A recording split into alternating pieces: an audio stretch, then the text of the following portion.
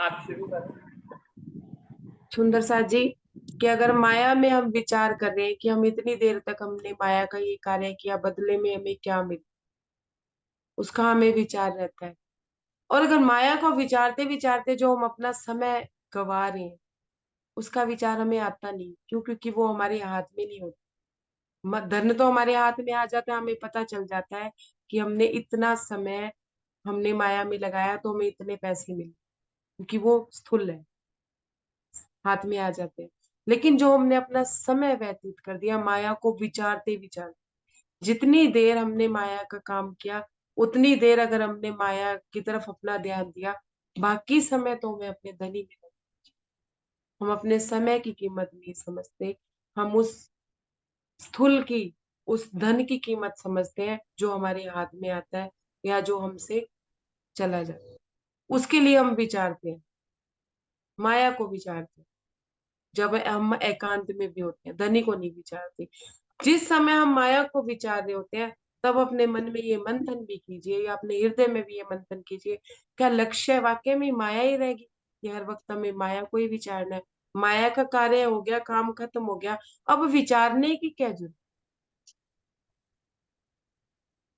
जो एकांत का समय है, वो हमारे धनी।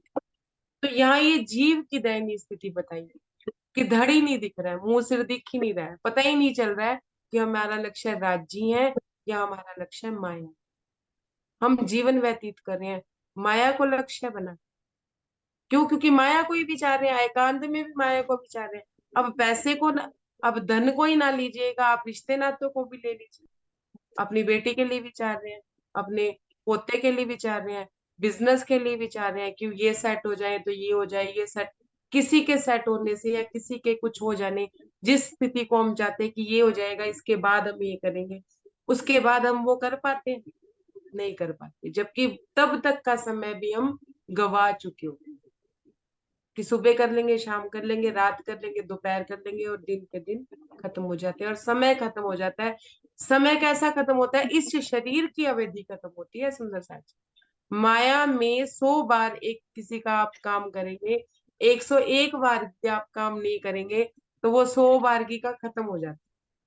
क्या कहता है सामने वाला?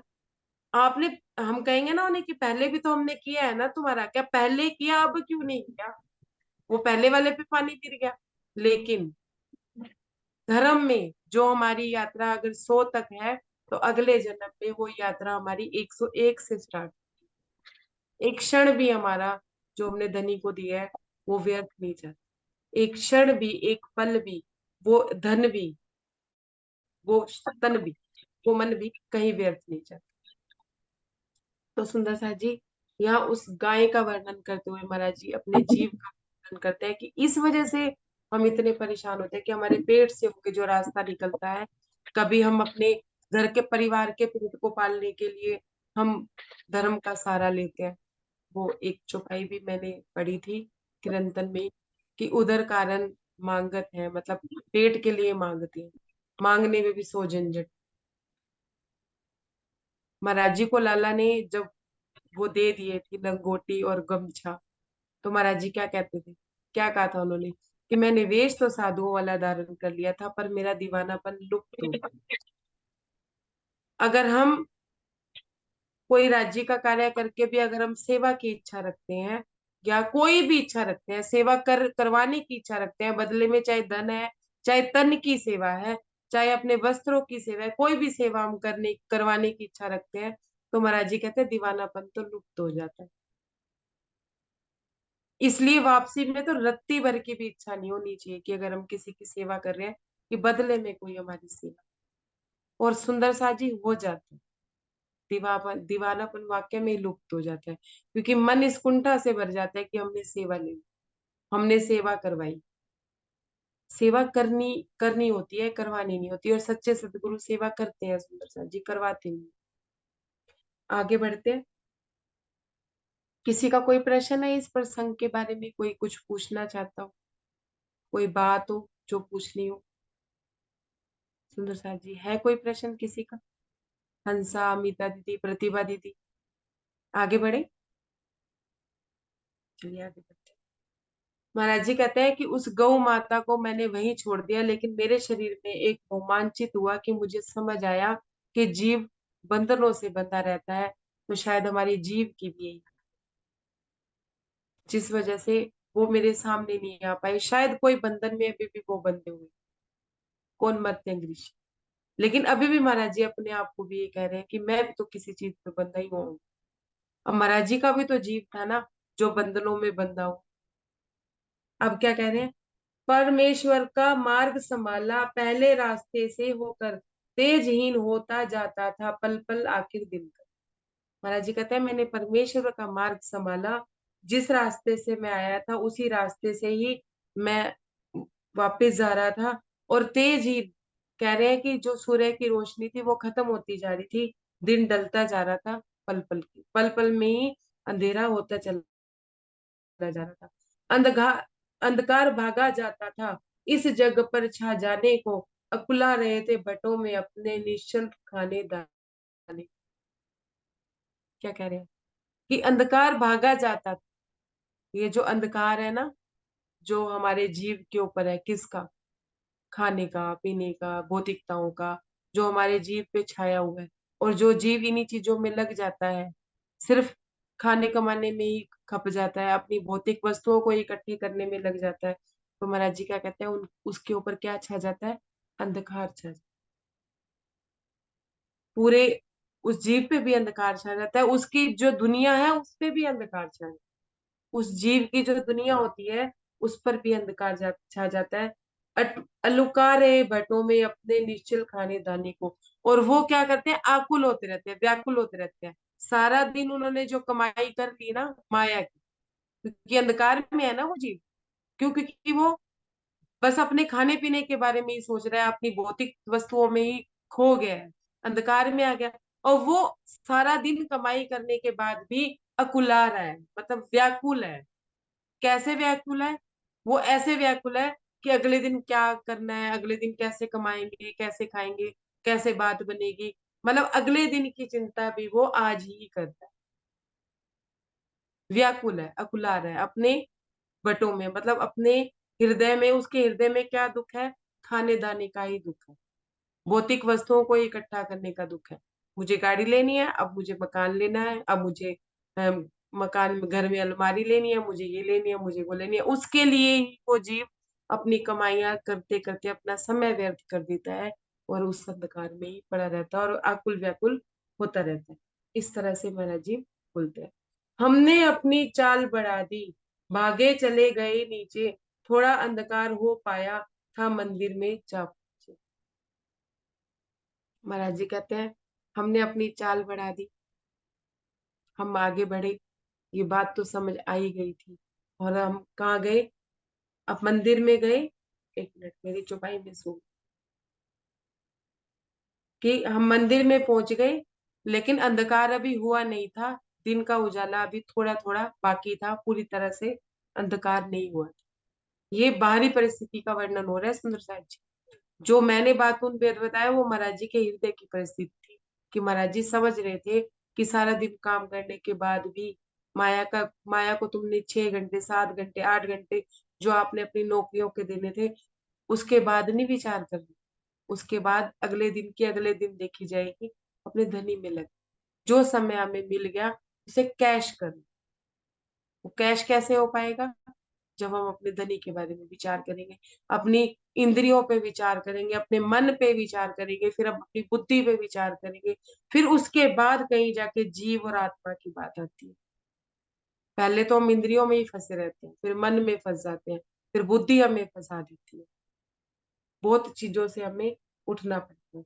देखते ही साधु जन बोले हमसे आकर के, आप महात्मा जी आ गए क्या ऊपर के दर्शन करके।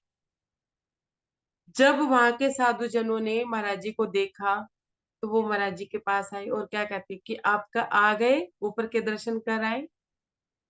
मतलब उनको यकीन नहीं हो रहा था कि महाराज जी वापिस आ गए। सुनिए आप, मंदिर के महंत जी भी यह बातें सुनते ही आ पहुंचे। एक मिनट, दर्शन हुए, उनके हुए नहीं, सॉरी, सुनते ही उनकी हम बोले, सुनिए क्या कह रहे हैं पहले, कि वो महात्मा जी उनसे पूछते हैं कि क्या आप दर्शन करके आ गए। तो सुनते ही सुनते ही उनकी हम बोले, आ तो गए महात्मा जी, जाना किंतु व्यर्थ ही समझो, दर्शन उनके नहीं हुए नहीं। महाराज जी कहते हैं कि महात्मा जी मैं आ तो गया, जा तो आया, लेकिन मेरा जाना व्यर्थ ही रहा, क्योंकि मेरे को दर्शन हुए ही। देखो महाराज जी ने कितना सत्य बोला। कोई और होता ना, कहता हाँ मैं आश्रम में गया था, मुझे महात्मा जी मिले, हमने बैठ के खाना खाया, कुछ 100 बातें करता। लेकिन महाराज जी सत्य बोल रहे कि मेरा जाना बिल्कुल व्यर्थ रहा। सुंदर सा जी, हम चितवन में बैठते ना, हम अपने आप से भी सत्य नहीं बोलते। हम अपने आप से भी सत्य नहीं बोलते कि हमें राजी के दर्शन हुए नहीं। हम अपने आप को इस धोखे में रखते हैं, हाँ आनंद तो आया ही ना। वो आनंद कितनी देर का? उतनी देर का जितनी देर आप बैठे रहे। क्यों? क्योंकि मन तो लगा ही नहीं, मन तो कहीं कहीं जा रहा था। हृदय में तो वो अभी तेज, वो ज्योति जली ही नहीं। ज्योति भी वो हवा, माया के थपेड़ों ने बुझा दी है।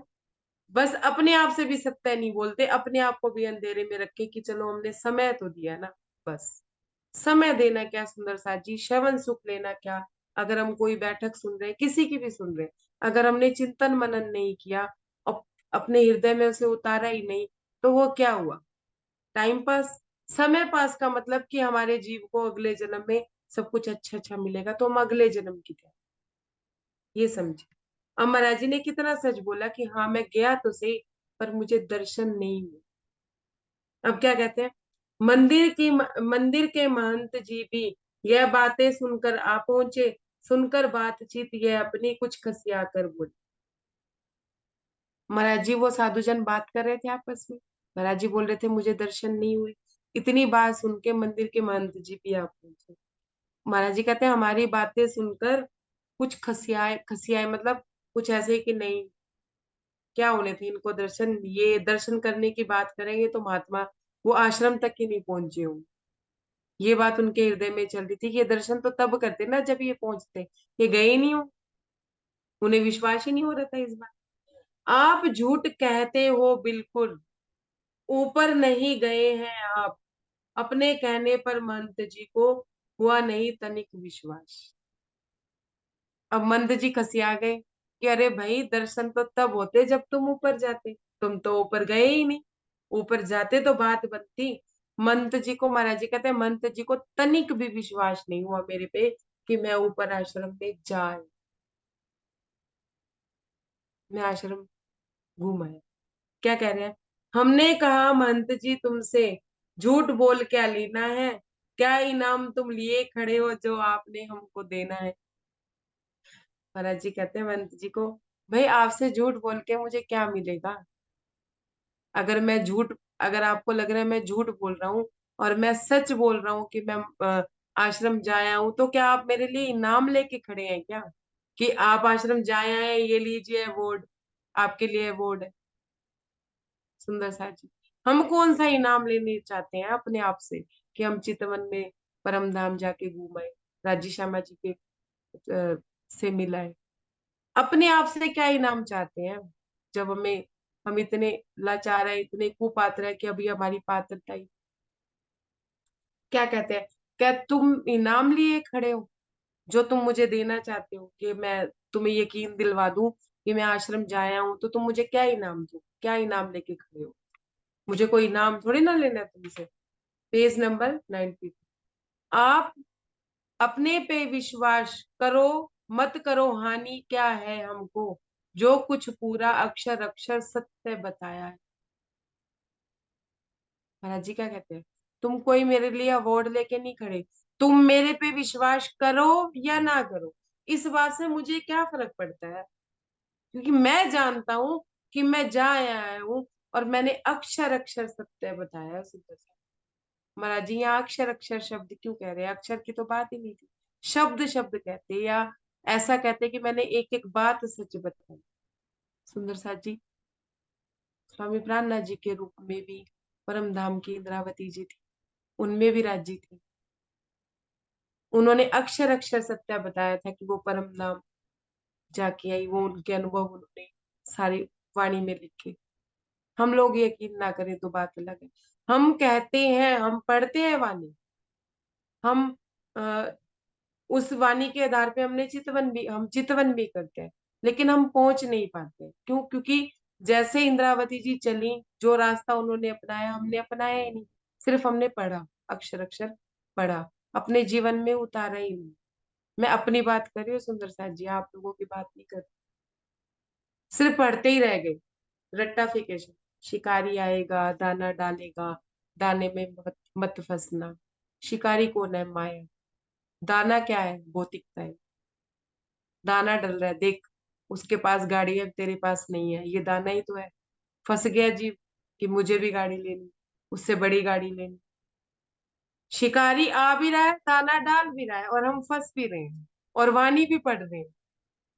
क्या पढ़ रहे हैं? शिकारी आएगा दाना डालेगा, तुम दाने में मत फंसना, जाल में मत फंसना।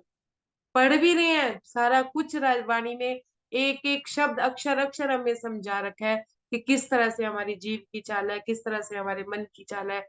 पल पल मन रंग बदलता है, सब कुछ करता है, फिर भी हम फंसे जा रहे हैं, अपने आप को, अपने जीव को बंधनों में बांधे जा रहे हैं। सुंदर सा जी, राम रतन दास महाराज जी, जवाहर दास महाराज जी, जुगल दास महाराज जी, ये दास क्यों कहलाए? कोई बता सकता है कि ये दास क्यों कहलाए? अनम्यूट करके बोलो। हंसा, कुछ बोलना चाहती हो तो अनम्यूट करके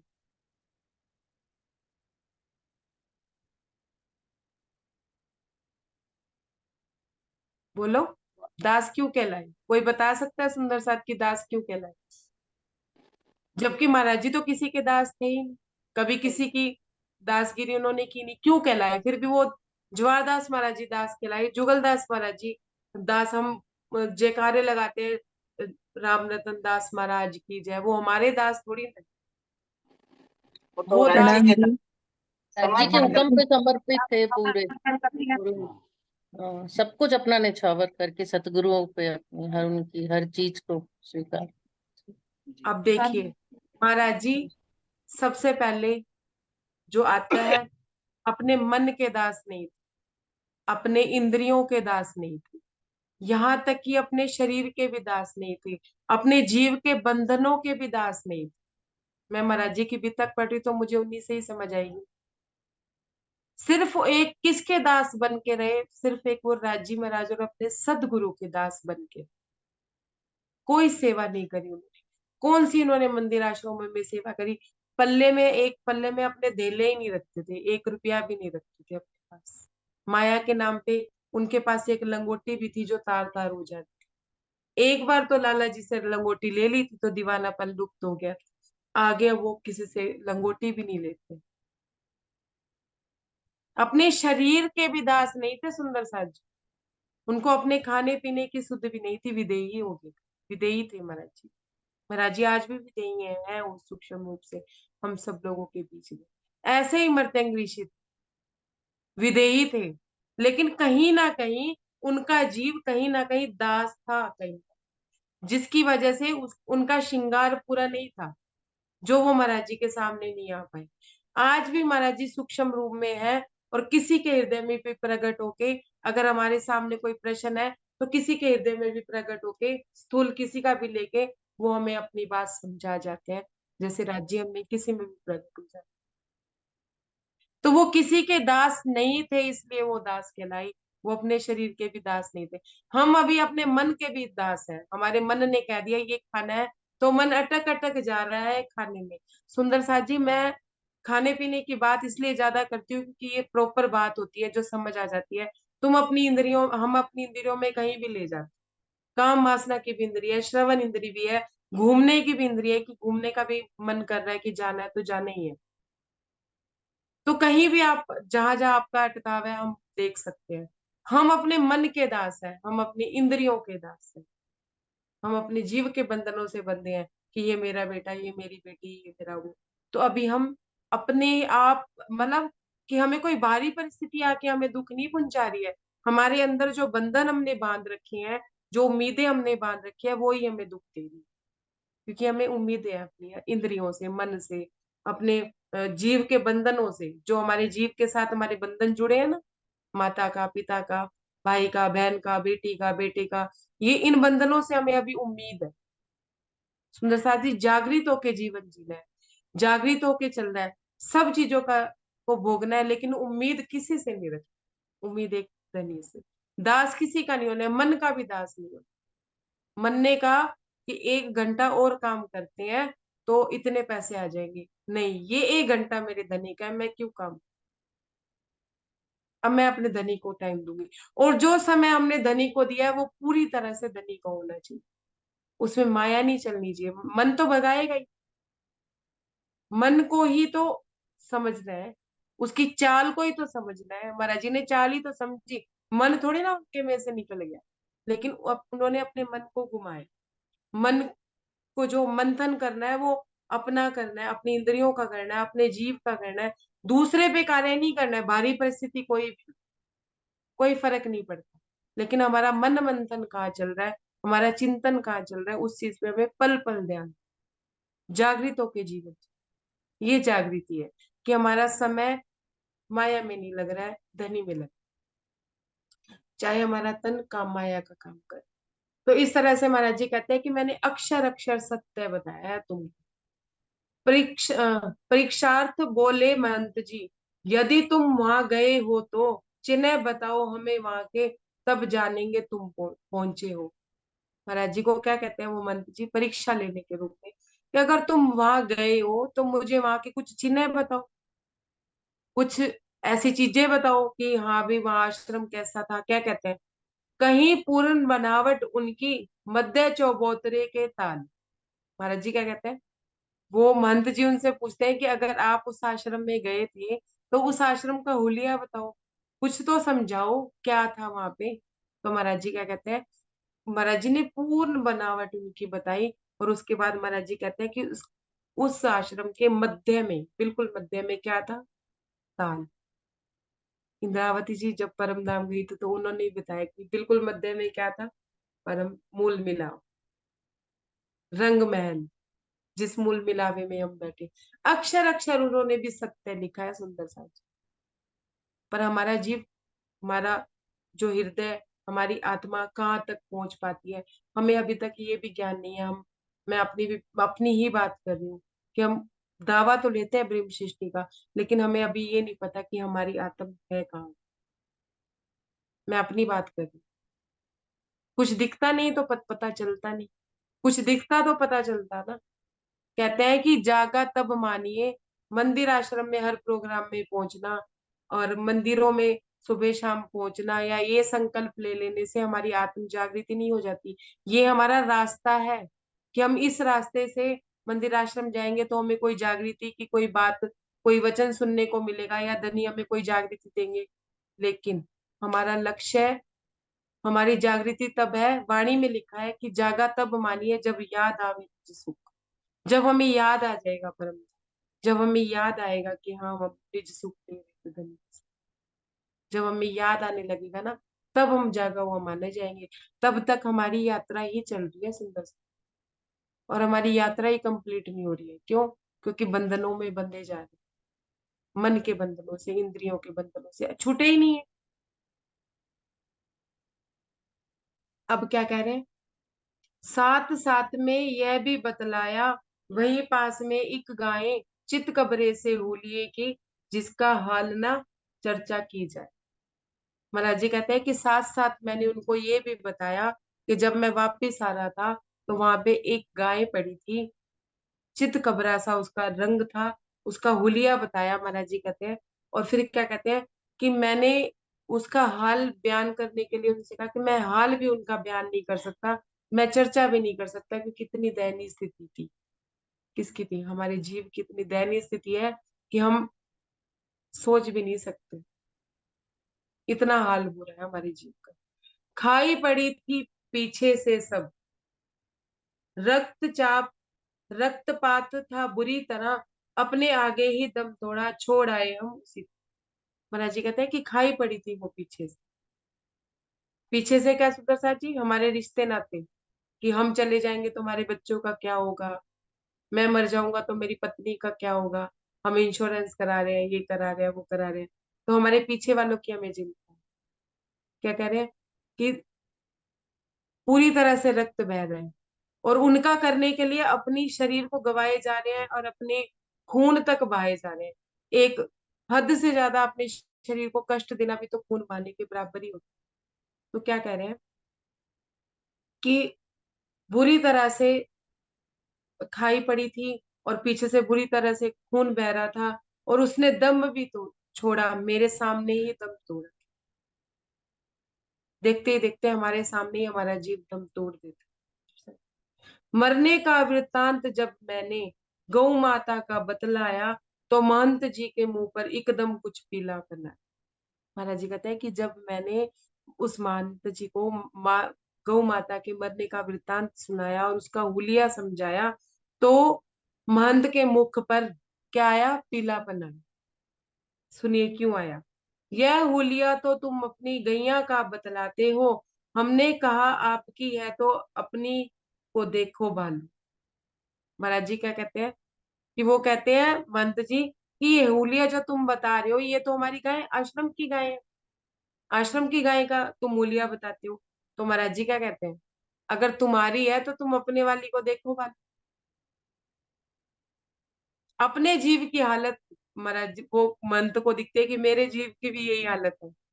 मंत बने हुए हैं, लेकिन पिछवाड़ा अभी पीछे वालों की चिंता है, अपने बच्चों की चिंता है। मंत गिरी किस लिए कर रहे हैं कि अपने घर वालों के लिए कर रहे हैं। तो ये बात उनको जब जचती है तो वो सांकेतिक रूप है सुंदर साथ जी, कि अपने आश्रम की गाय को वो कर रहे हैं कि मेरे आश्रम की गाय है। तो महाराज जी क्या कह रहे हैं, ठीक है अगर तुम्हारी है तो फिर आप अपनी गाँव गाय को देखो भालो भाई, संभाल लो, तुम्हारी तो नहीं है कहीं। अब क्या कह रहे हैं, हमने कहा आपकी है तो अपनी को देखो भालो।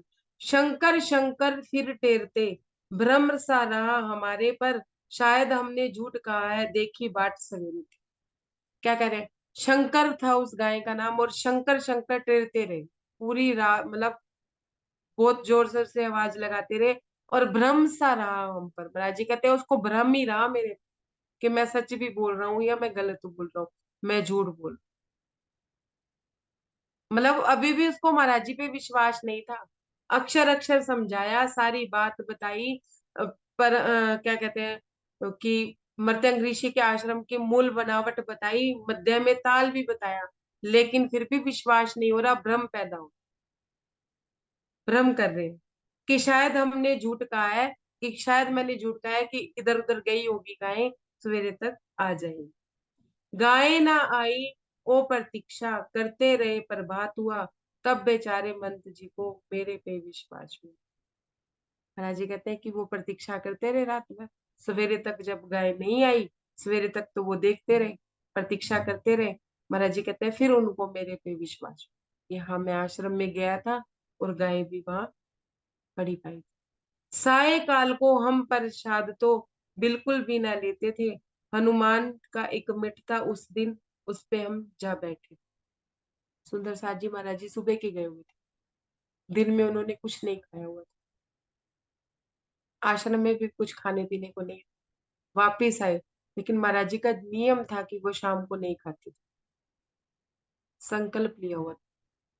और अगर हम संकल्प ले लेना कि हमने शाम को नहीं खाना, सुबह से कुछ ना खाया हो, तो पूरे दिन का हम शाम को ही खा लेते। होता है ना ऐसे कि कोई बात नहीं, सुबह से नहीं खाया हुआ तो एक टाइम तो हमने छोड़ ही दिया। पर महाराज जी कहते हैं कि हम शाम के समय कुछ नहीं लेते थे, और हम हनुमान जी के एक मठ में जाके हम जा बैठे। अब क्या कह रहे हैं, कनपटियों के आजू बाजू, सॉरी, कंबल का आसन था नीचे और चदरिया ओढ़े थे, कनपटिया के आजू बाजू लगे हुए नीच गोडे थे। महाराज जी कहते हैं कि कंबल मैंने नीचे बिछा रखा था, चदरिया मैंने ओढ़ रखी थी, और मेरी जो कि ये कनपटियां, मतलब मेरे जो कान है, वो मेरे घुटनों में, गोडे, पंजाबी में गोडे, इन्होंने गोडे शब्द बोला है, कि अपने घुटनों में उन्होंने, जैसे महाराज जी बैठा करते थे आसन पे, अपने आसन पे लेटते तो वो थे ही, और टेक लगा के भी कभी बैठते थे कभी नहीं, लेकिन अपने जो कनपटी मतलब अपने कानों को अपने घुटनों में लेके महाराज जी वैसे ही बैठ, सोते नहीं थे।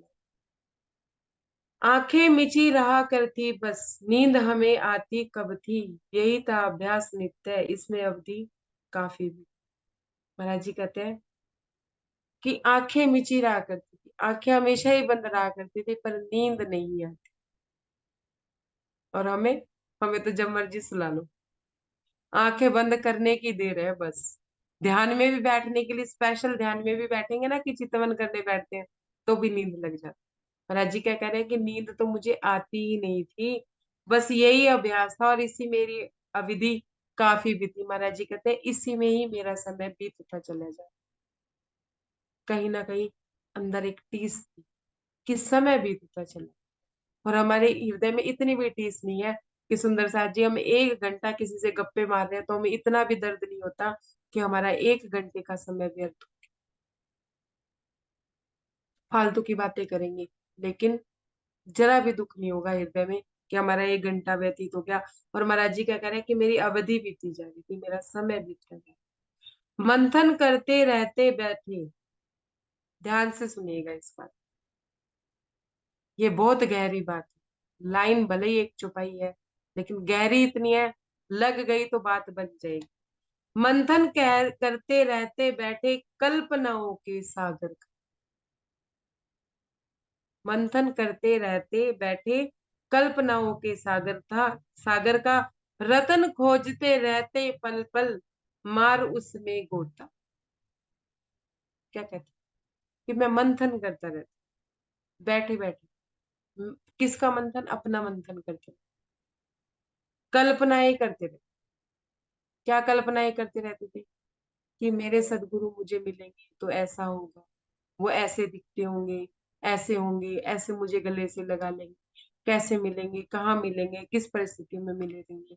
तो महाराज जी कहते हैं कि रतन खोज खोज रहते पल पल, मतलब कोई रतन, कोई ऐसा चीज कि मुझे एक अपने हृदय में कोई छवि दिख जाए खड़ी, कोई ऐसी छवि दिख जाए अंदर कि हाँ मेरे सदगुरु ऐसे होंगे, मुझे इस रूप में मिलेंगे, कोई छवि खड़ी मिल जाए, मार मार उसमें गोता। कि मैं रतन ढूंढा करता था अपनी कल्पनाओं में, लेकिन मुझे मेरे हृदय में कोई स्वरूप खड़ा हुआ नहीं मिलता था, कोई रूप नहीं मिलता था अंदर से कि इस तरह के वो।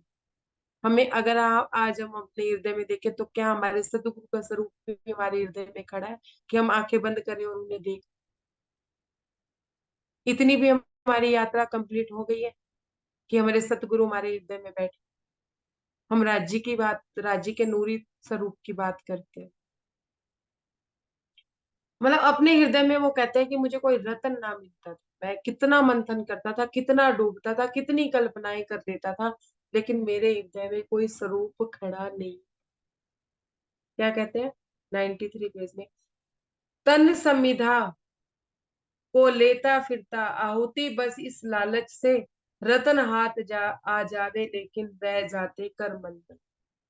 क्या कहते हैं, इस तन को मैं समाधि बना देता था, कि जैसे मान लो कि मेरा तन क्या है, एक समाधि है, लेकिन वो समाधि भी किसकी है, सुंदर साथ जी, किसकी समाधि है, ये बोतल किसकी है, कीचड़ की है, माया की है, किसकी है, या दूध की बोतल है, या यूं कह लीजिए सत्य की बोतल है। महाराज जी कहते हैं कि मैं अपने तन को भी समाधि समझता था, हाँ आहुति बस इस लालच में, कि मैं अपने शरीर की भी आहुति इसलिए देने को तैयार था कि मुझे पता तो चले कि मेरी शरीर समाधि किसकी है, अंदर कौन समा के बैठा है।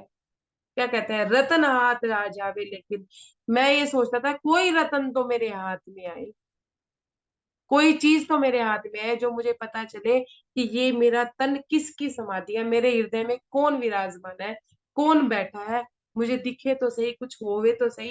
पर क्या कहते हैं, रह जाता था कर मल, पर मैं अपना हाथ मल के रह जाता था, मुझे कोई दिखाई नहीं, अपने अंदर मुझे कोई दिखाई नहीं।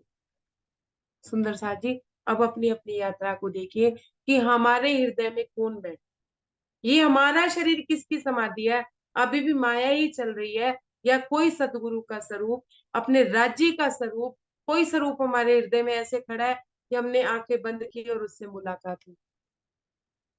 तब लगेगी चित कि कोई स्वरूप तो खड़ा हो अंदर, कुछ नहीं खड़ा। और महाराज जी कह रहे हैं मैं हाथ मल मल के रह जाता था। क्या हालत होती होगी उनकी जो वो इस तरह की बात कह रहे होंगे कि मैं अपने शरीर को भी समाधि, और ये आहुति भी देने को मैं तैयार था, पर मुझे पता तो चले मेरी समाधि कौन है। उलझा रहता इस विचारों में, रात बीती जाती यूं ही, एक यही आसन था अपना, ये अभ्यस्त इसके। महाराज जी कहते हैं मैं उलझा ही रहता था इन विचारों। कोई वाणी नहीं थी, कोई सुंदर साथ नहीं था, ना कोई ज्ञानी सुंदर साथ, ना कोई दर्दी सुंदर साथ, किसी से बातचीत नहीं थी, कोई समझाने वाला नहीं था। अपनी यात्रा खुद करनी थी, अपना रास्ता खुद बनाना, अपनी यात्रा तय करी थी। हम क्या कर रहे हैं? मैं अपनी बात कर रही हूँ। हम पढ़े जा रहे हैं, पढ़े जा रहे हैं, पढ़े जा रहे हैं, पर रास्ता नहीं बना रहे। सुंदर साथ जी, वाणी रास्ता दिखाती है, वाणी राजी ही है जो हमें रास्ता दिखा रहे हैं वाणी के रूप। लेकिन चलना तो हमें ही पड़ेगा ना। हम किसी को सड़क दिखा सकते हैं, भाई ये रास्ता वहां तक जाता है, उसका स्थूल चल के जाएगा ना, उसकी आत्मा चल के जाएगी तो रास्ता बनेगा। यहाँ महाराज जी अपना रास्ता खुद बना रहे हैं। क्या कहते हैं कि मैं उलझा ही रहता था, मेरी रातें बीत जाती थी, मेरा आसन सिर्फ यही था कि मैं अपने कानों को अपने गोडों में दबा के मैं यूं ही बैठा रहता था, और मैं इसी का अभ्यस्त था, मतलब इसी का ही मेरे को अभ्यास था, और मैं अंदर ही अंदर अपने चला ही रखता था। अब सुनिए सुंदर साथ जी, महाराज जी तो अभी ये दुख ले रहे थे अपने हृदय में, उनके हृदय में ये उस गाय की करुणा भी भरी हुई थी। उधर से मर्त्यांग ऋषि ने उनको दर्शन नहीं दिए थे, इधर से वो गाय को देख के महाराज जी करुणा में हुए पड़े थे, और अपनी जीव की स्थिति को भी वो देख के कि बंधनों में बंध, मैं अभी बंधनों में, मतलब अपने आप को बंधन, अपने आप में बंधन महसूस कर रहे थे। और हम बाहरी बंधन को बंधन महसूस करते हैं, अपने आंतरिक बंधन को तो बंधन समझते ही नहीं। हम ये सोचते हैं मेरी बेटी ने बांध रखा है, मेरे पति ने बांध रखा है, मेरी सास ने मुझे बांध रखा है, ससुर ने बांध रखा है, मैं सोचती हूँ मेरे दुकान के मालिक ने मुझे बांध रखा है। सुंदर साथ जी, किसी ने किसी को नहीं बांधा। देखा जाए तो पल भर में, जब ये तन जाने का समय आएगा ना, तो पल भर में सारे बंधन छूट जाएंगे। हमने ही अपने आप को अपने बंधनों से बांध रखा है, अपनी बेड़ियों से बांध रखा है। हम अपने मन से मजबूर है, हम अपने दिल से मजबूर। क्यों? क्योंकि हमारे दिल में अभी माया घर करके बैठी है, हमारे हृदय में माया का ही विचार चलता है, माया की ही चीजें खड़ी होती है, चाहे वो गाड़ी हो, चाहे वो घर हो। हमारे हृदय में अभी राज्य खड़े ही नहीं होते, अभी हमारे हृदय में सदगुरु का स्वरूप खड़ा ही नहीं हुआ। तो हम अपने बंधनों में बंधे हुए हैं या भारी बंधनों में बंधे हुए हैं? कोई हमारे तन को बांध सकता है, तन को कैद भी कर सकता है, हमारे मन को, हमारे हृदय को कोई कैद कर सकता है, लेकिन हमने अपने मन को, अपने हृदय को खुद ही कैद कर रखा है। यहाँ महाराज जी क्या कह रहे हैं कि मैं अपने कल्पनाओं में भी गोते लगाता था, अपने हृदय में भी गोते लगाता था, अपने शरीर को भी समाधि बनाने को तैयार था, समाधि ही समझता था। लेकिन मैं ये जानना चाहता था कि मेरे अंदर भी समाधि, अगर किसी की समाधि है तो वो व्यक्ति भी तो अंदर होगा ना, कौन है मेरे अंदर? पर मुझे कुछ दिखता नहीं था, मैं हाथ मल मल के रह जाता, और बस इसी में मेरा समय व्यतीत हो रहा था, मेरा समय खत्म हो रहा था, लेकिन मुझे कुछ दिखता नहीं था। हमें दिखता है सुंदर सा जी अपने अंदर? अब हमें अपने आप को देख, हमें अपने अंदर क्या दिखती है? माया। मैं अपनी बात कर, नौकरी पे जाना है, ये काम करना है, ये काम करना है, वो काम करना है, इतना कमाना है, इतने में खर्चा चलेगा, इतने में वो होगा, इतने में बस